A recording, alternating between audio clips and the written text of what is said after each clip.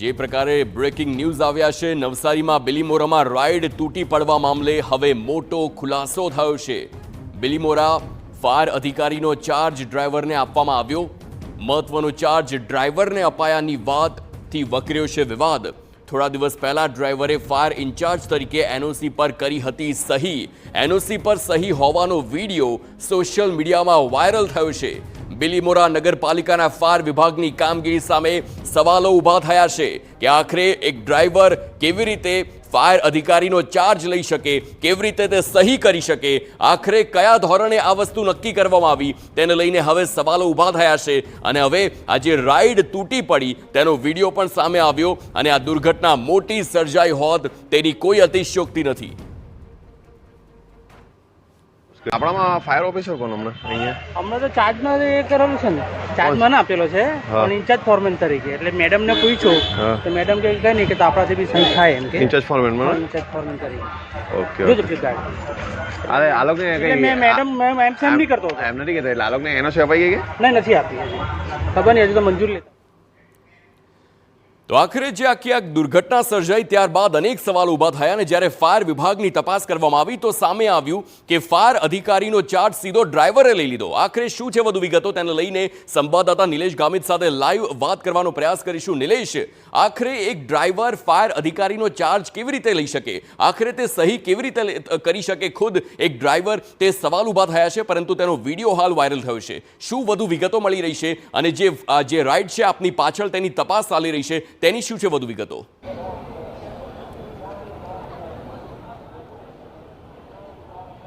જી હાર્દિક, સમગ્ર જે કંઈક ઘટના ઘટી છે, રાઇડ તૂટી પડવાના કારણે 5 લોકો ગંભીર રીતે ઘાયલ થયા છે, એમની સારવાર આપવામાં આવી રહી છે।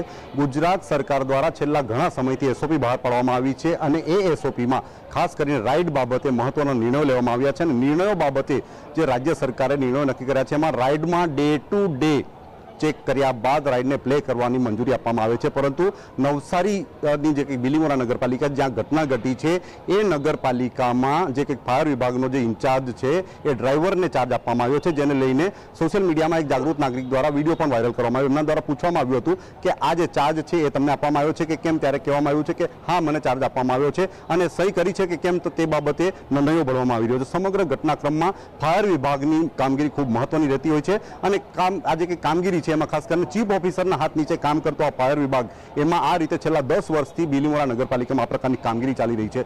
આ જ બિલીમોરા નગરપાલિકામાં રાઇડ તૂટી પડવાની જે ઘટના ઘટી છે એને લઈને જે વહીવટી તંત્ર છે, જે ફાયર જે કંઈક નગરપાલિકાનું તંત્ર છે, એમની કામગીરી સામે સવાલો ઊભા થાય છે। ખાસ કરીને હાલ જે ઘટના ઘટી છે એમના દ્રશ્યો બતાવવાનો પ્રયાસ કરીશું। આ જે કંઈક એફએસએલના અધિકારીઓ છે, એફએસએલના અધિકારીઓ ઘટના સ્થળે પહોંચી ચૂક્યા છે, પોલીસ વિભાગની જે કંઈક ટીમો છે એ પણ આ ઘટના સ્થળે પહોંચી છે અને એમના દ્વારા તપાસ શરૂ કરવામાં આવી છે। મહત્વની વાત છે કે આ જે લોકો 20 ફૂટ ઉપરથી નીચે પટકાયા છે, જે ટેકનિકલ ખામી થઈ છે એ ટેકનિકલ ખામીમાં ખાસ કરીને ફાયર વિભાગથી માંડીને R&B અને અલગ અલગ વિભાગો દ્વારા એનઓસી આપવામાં આવતી હોય છે, પણ એ એનઓસી આપતી વખતે ધ્યાન આપવામાં આવ્યું કે કેમ, અને એમાં મહત્વની વાત એ છે કે ફાયર વિભાગ એટલે કે બિલીમોરા નગરપાલિકાના ફાયર વિભાગ દ્વારા જે એનઓસી આપવામાં આવી, એક ડ્રાઈવર કેવી રીતે ફાયર વિભાગની જે કંઈક ટેકનિકલ વસ્તુ હોય છે, જે જાણવા જે કંઈક અલગ અલગ જે કંઈક ટેકનિકલ વસ્તુ હોય છે, એની જે કંઈક એથિક્સ હોય છે, એના સિદ્ધાંતો હોય છે, એની મેકેનિઝમ હોય છે, એ મેકેનિઝમને કેવી રીતે સમજી શકે। સમગ્ર ઘટનાક્રમમાં જે કંઈક ફાયર વિભાગના જે કંઈક ડ્રાઈવર દ્વારા આ રીતે એનઓસી આપવામાં આવતી હોય તો ઘટના ઘટે જ એવું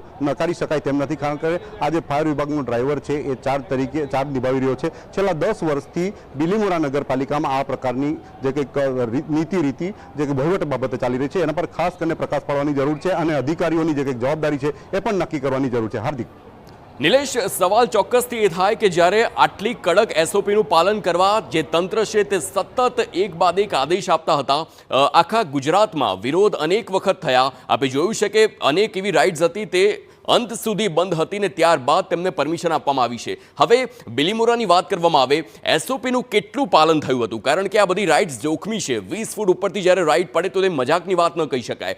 એસઓપીનું શું સંપૂર્ણ પાલન કરવામાં આવ્યું હતું તેને લઈને શું છે વધુ વિગતો?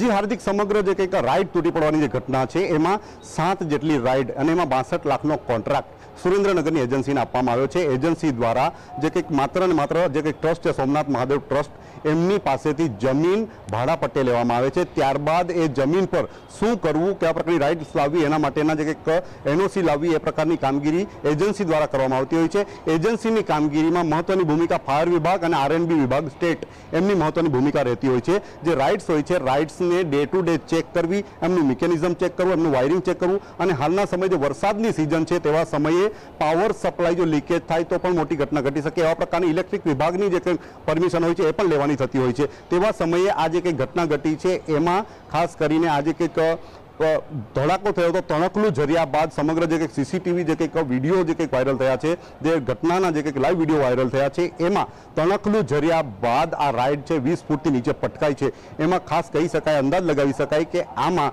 જે કહી શકાય કે રાઇડ જે વખતે ચક્કર લગાવી રહી હતી તે વખતે પાવર સપ્લાયનો જે કંઈક વાયર હતો એ જે કંઈક ચક્કરમાં ફસાયો અને ત્યારબાદ સમગ્ર જે કંઈક ચેન હતી એ તૂટી અને એના કારણે આ ઘટના ઘટી છે. સમગ્ર ઘટનાક્રમમાં આ પ્રકારની ઘટના ન ઘટવી જોઈતી હતી, કારણ કે આ જે ઘટના છે એમાં આરએનબી વિભાગ અને ફાયર વિભાગની મહત્વની ભૂમિકા રહેતી હોય છે. ડે ટુ ડે ચેક કરવાની જે કંઈક એસઓપી છે એ એસઓપી મહત્વની છે. રાજ્ય સરકાર દ્વારા જે એસઓપી બહાર પાડવામાં આવી છે એના માટેના અલગ અલગ વિભાગો નક્કી કરવામાં આવ્યા છે. ત્યારે બિલીમોરા નગરપાલિકા પાસે ફાયર વિભાગનો જે કંઈક ચાર્જ છે જે ડ્રાઈવર પાસે આપવામાં આવે તો સમજી શકાય કે કેવા પ્રકારની ઘોર બેદરકારી છે. આ જે સમગ્ર ઘટનાક્રમ છે એમાં 5 લોકોને ગંભીર રીતે ઈજા થઈ છે. એમાં હાલ જાણવા જો ગુનો નોંધવામાં આવ્યો છે અને પોલીસે ટીમો બનાવી છે. એફએસએલ વિભાગથી માંડીને ફાયર વિભાગ અને જે વહીવટીતંત્રના અધિકારીઓ છે એ મનોરંજન વિભાગ અધિકારીઓ હોય છે એમના દ્વારા બિલકુલ આભાર સમગ્ર માહિતી બદલ. તો હવે જોવાનું એ રહેશે કે જ્યારે આરએનબી વિભાગ અને ફાયર વિભાગ આ બંનેની જવાબદારી હોય છે ચકાસણીની, પરંતુ ક્યાં બેદરકારી રહી ગઈ? કારણ કે એક તરફ વરસાદી માહોલ છે, ત્યારે શું વરસાદ પડતો હતો અને તેના કારણે જ આ તણખો જર્યો અને આ જે દુર્ઘટના સર્જાઈ, તેવા અનેક સવાલો છે. હવે તેની પર આગળ જોવું રહેશે કે શું સામે આવે છે.